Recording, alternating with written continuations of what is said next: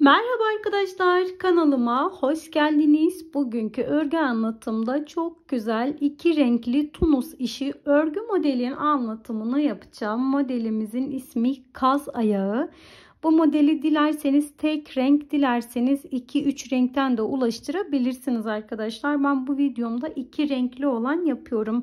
Krem ve mavi ip kullanıyorum. Şiş numaram ise 4 numaralı bir tunus şişi kullanıyorum. Bu modeli bebek örgülerinde, her türlü bebek örgülerinde kullanabilirsiniz. Atkı, bere, hırka, yelek ve battaniye gibi örgülerde kullanabilirsiniz arkadaşlar. Ön hazırlığım yok. İlk olarak beyaz olan ipimle yapılışına başlıyorum. Modelimin 4'ün katları artı 3 ilmekle başlıyorum. Yani her bir model için 4 tane zincir çekiyorum. En sonunda kenar için 3 tane ilmeklerimi ekliyorum. Göz kararı bir zincir çekiyorum. Zincirlerinizi başlarken çok sıkı yapmayın. Ben bu şekilde sayıyorum. 2, 3, 4. 1, 2, 3, 4.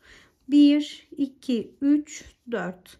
1, 2, 3, 4. Her bir model için 4 tane ilmek gerekiyor bize.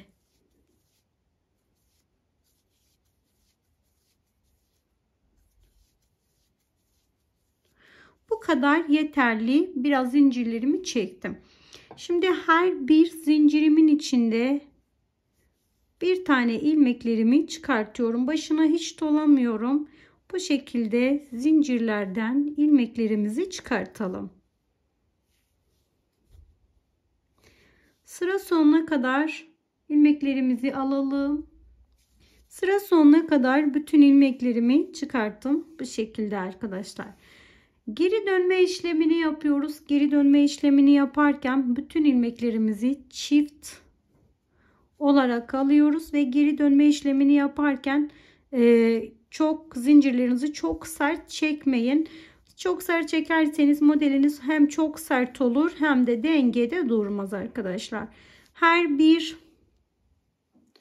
yuvadan aynı şekilde ilmeklerimizi çekiyoruz. Bir tane şişin üstünde, bir tane geriden alıyoruz. Sıra sonuna kadar bu şekilde gelelim. Sıra sonuna kadar ilmeklerimi bu şekilde aldım. Şimdi burada mavi olan ipimi de bağlıyorum hemen arkadaşlar. Renk sırasını kendi dilediğiniz gibi yapabilirsiniz. Yani bir sıra mavi, bir sıra krem yapabilir veya 2-3 sırada bir modeli tekrarlayabilirsiniz renkler olarak. Şimdi arkadaşlar geri dönerken burada bir hata yaptım. Geri dönerken mavi ipimi bağladım ve dönüşümü mavi ipimle yapıyorum. Böylece kenardaki ilmeği mavi olmuş oluyor. Krem ipimi burada bıraktım. Birinci sıradaki ilmeğim zaten şişimin üstünde. Hemen ikinci sırada ilmeğimi aldım. 2 ve üçüncü sıradaki ilmeğimi aldım. Toplamda 3 tane örmüş oldum. Bu şekilde arkadaşlar. Dördüncü ilmeğim var, görüyorsunuz. Sağımdan ve solundan ilmek alıyorum. Bakın önce sağımdan ve bir tane de solundan ilmek aldım. Şimdi tekrar 3 tane ilmeğimi düz örgü olarak ördüm. Dördüncü ilmeğimin sağından ve solundan aldım. 3 tane ilmeğimi düz örgü olarak ördüm. Dördüncü ilmeğimi sağından ve solundan aldım. 3 ilmeğimi düz örgü olarak ördüm. Dördüncü ilmeğimi sağından ve solundaki boşluktan ilmek aldım. 3 tanesini düz örgü olarak ördüm. Dördüncüsünü sağından ve solundan aldım. Ara ilmeklerinizi dediğim gibi kendi istediğiniz gibi yapabilirsiniz. Bunu 2'ye düşürebilir, 1'e düşürebilir veya 5-6'ya da yükseltebilirsiniz. Ben 3 tane olarak yapıyorum. Arada 3 ilmeğimi aldım. Dördüncü ilmeğimi sağından ve solundan aldım. Bir tane ilmeğimi fazla yapmışım, sıkıntı değil, kenara kaydırıyorum. Kenardaki 3 tane ilmeklerimi aldım. Son kenar ilmeğimi bu şekilde 2 katından alıyorum. Böyle sıramı tamamlamış oldum. Şimdi arkadaşlar geri dönerken aynı şekilde çift aldım. Sağında ve solunda aldığım ilmeğimi 3 taneyi birlikten alıyorum. 1, 2, 3. Bakın sağında ve solundan almıştım. O bir ilmek olarak oluyor. Yine çift aldım. Sağında ve solunda aldığım ilmeğimi 3 taneyi birlikte alıyorum. 1, 2, 3. Bu şekilde üçünü birlikte aldım.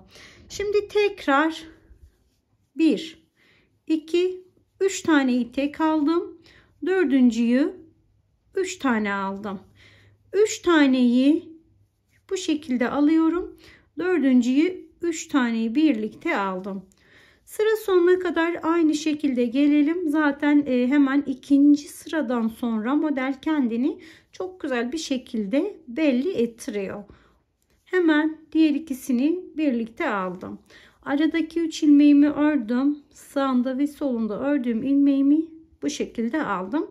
Sıra sonuna bir ilmek kaldığında hemen diğer ipime geçiyorum. Bu ipimi burada bırakıp şöyle diğer ipime geçtim.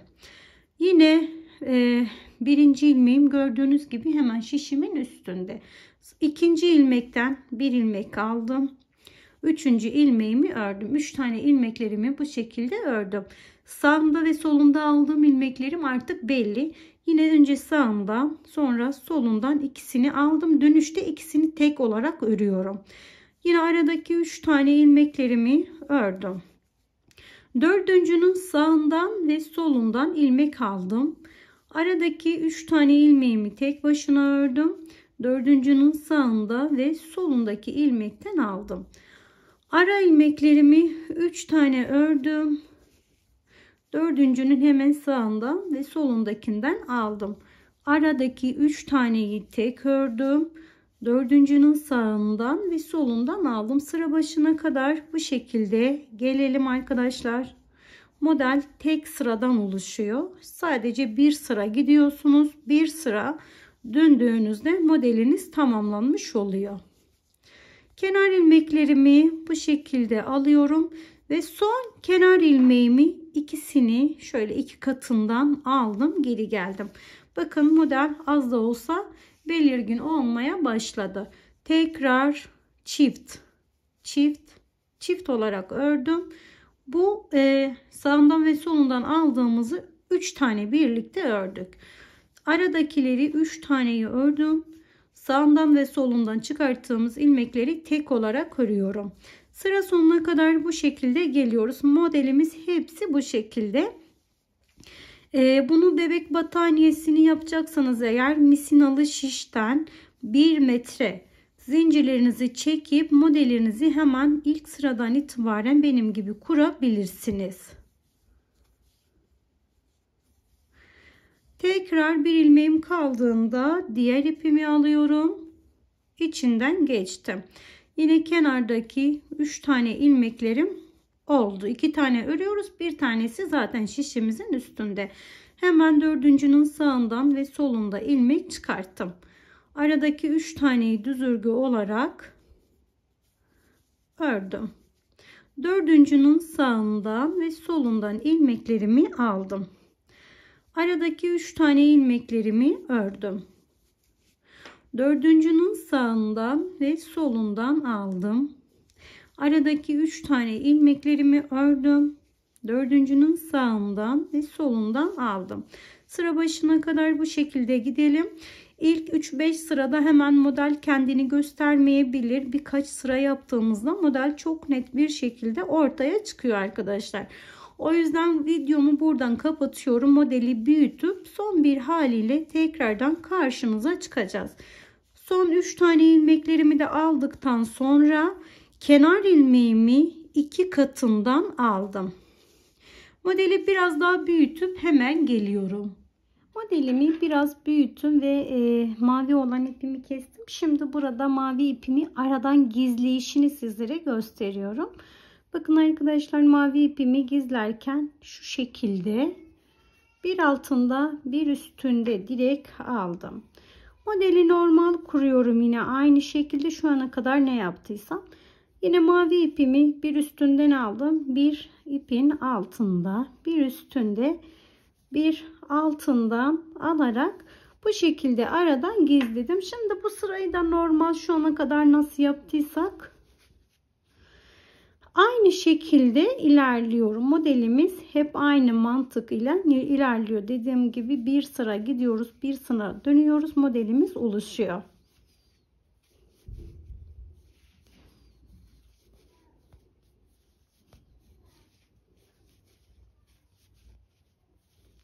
Aradaki 3 ilmeğimi ördüm.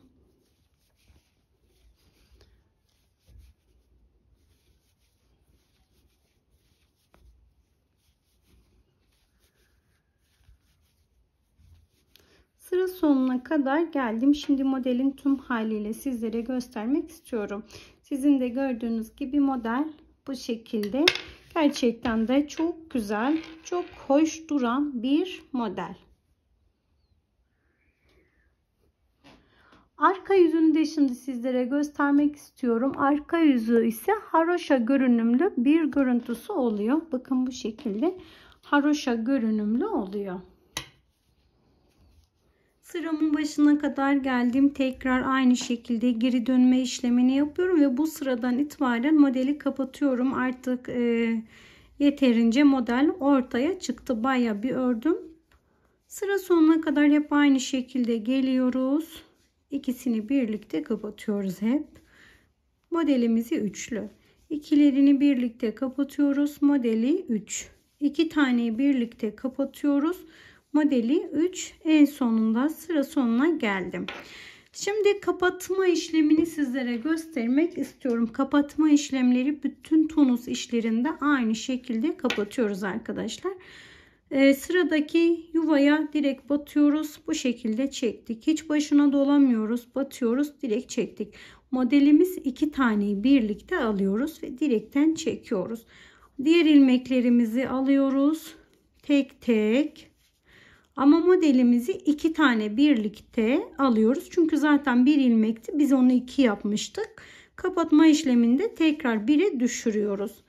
Ara ilmeklerimizi tek tek, model olan ilmeğimi tek başına bu şekilde 2 taneyi teke çeviriyorum. Bakın 2 taneyi şöyle teke çevirdim. Aradakiler zaten tek ama modeli ikisini teke çevirdim. Aradaki 3 tanesini tek tek, modeli 2 katından alıp çektim. Bütün ilmeklerimizi bu şekilde kapatıyoruz. Bu işlemi tığ ile de yapabilirsiniz. Tığla yaparsanız daha hızlı oluyor. Son ilmeğim sık iğne olarak yaptım. 3 zincirinizi çektikten sonra ipinizi kesebilirsiniz. İpimi kestim arkadaşlar. Bakın model böyle gayet güzel, hoş bir model oldu. Videomun sonuna geldiğim, umarım sizler için faydalı bir anlatım olmuştur.